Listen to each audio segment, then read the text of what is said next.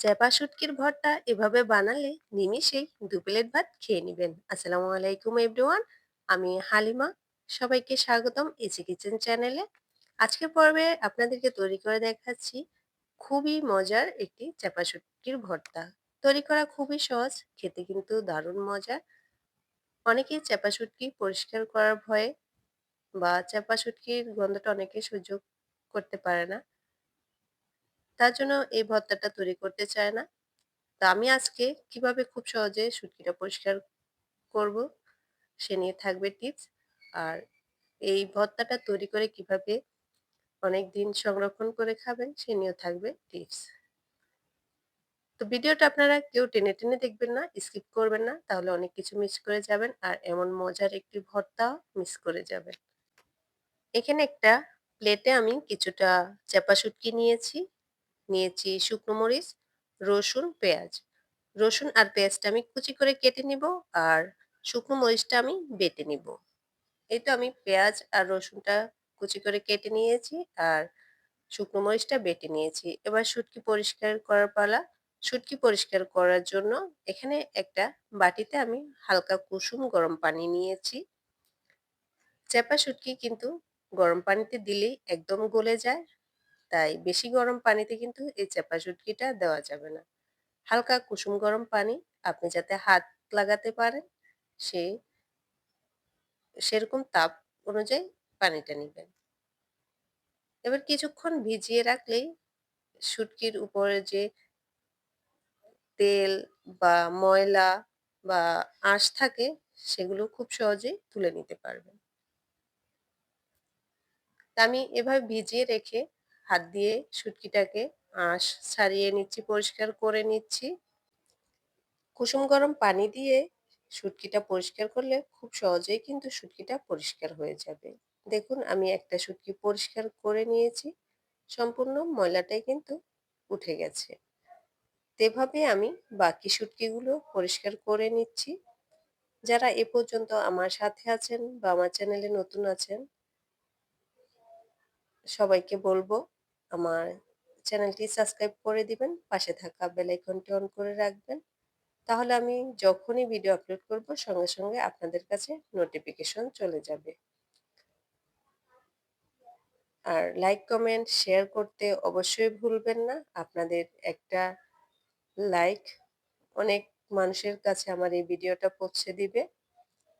আর খুব সুন্দর গঠনমূলক কমেন্ট করবেন। আপনাদের একটা কমেন্ট আমাকে ভিডিও তৈরি করতে উৎসাহ জাগায়। তাই তো আমি সবগুলো শুটকি পরিষ্কার করে নিয়েছি। এবার এই শুটকি থেকে পানিটা ঝরিয়ে নিব।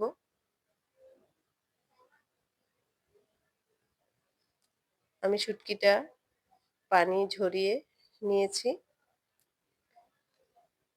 এবার ভর্তা তৈরি করতে চলে যাব। ভর্তা তৈরি করার জন্য চুলায় একটা পাইপেন বসিয়ে দিয়েছি। এবার এর মধ্যে দিয়ে দিচ্ছি সরিষার তেল। এই ভর্তাটা এই ভর্তাটা না যেকোনো ভর্তায় সরিষার তেল দিয়ে করলে খেতে খুবই মজার হয়। তা আমি ৩ টেবিল চামচ পরিমাণ সরিষার তেল দিয়ে দিয়েছি।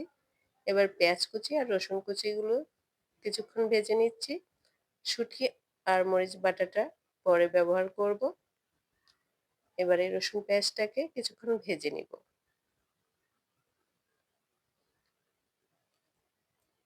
পেঁয়াজ ভাজার সময় একটু লবণ দিয়ে দিবেন। তাহলে কিন্তু পেঁয়াজটা খুব তাড়াতাড়ি নরম হয়ে যাবে।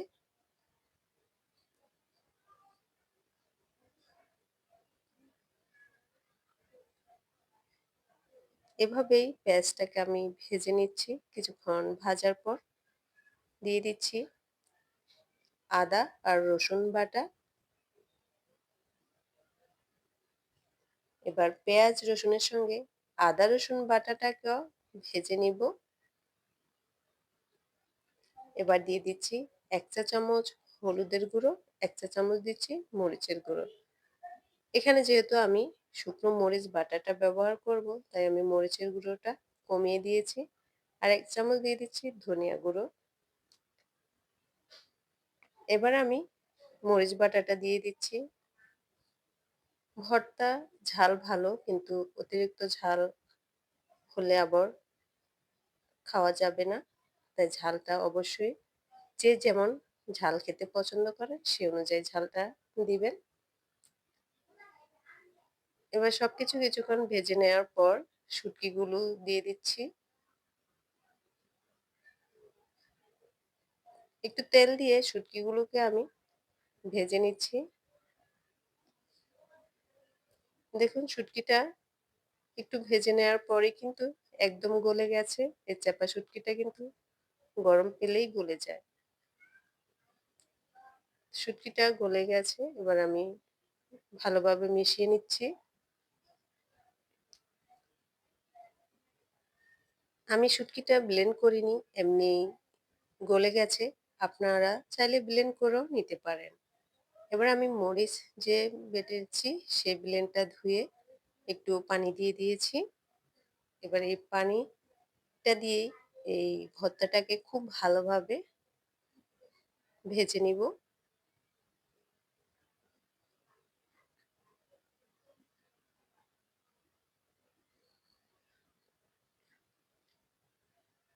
এতে এভাবে কিছুক্ষণ ভেজে নেওয়ার পর ভর্তাটা তৈরি হয়ে গেছে। দেখুন কতটা সুন্দর দেখাচ্ছে। আর খেতে তো কি বলবো, মাশাআল্লাহ, গরম ভাতের সঙ্গে দারুণ লাগে। পানি ভাতের সঙ্গেও কিন্তু খেতে খুব ভালো লাগে। আর এই ভর্তাটা আপনারা এভাবে তৈরি করে নরমাল ফ্রিজে অন্তত ১০ থেকে ১৫ দিন রেখে খেতে পারবেন। নষ্ট হবে না, খুব ভালো থাকবে। ভর্তাটা আমাদের হয়ে গেছে। এবার নামিয়ে একটা সার্ভিং বোলে নিয়ে নিচ্ছি। তা আমার আজকের ভিডিওটা আপনাদের কেমন লাগলো অবশ্যই আমাকে কমেন্ট বক্সে জানাতে ভুলবেন না। আর আমার ভিডিওটার কোথাও যদি একটু ভালো লেগে থাকে তাহলে অবশ্যই বন্ধুদের মাঝে শেয়ার করে দিবেন। আর লাইক, কমেন্ট, শেয়ার করে দিবেন। আজকের মতো এই পর্যন্ত। সবাই সুস্থ থাকবেন, ভালো থাকবেন। আল্লাহ হাফেজ।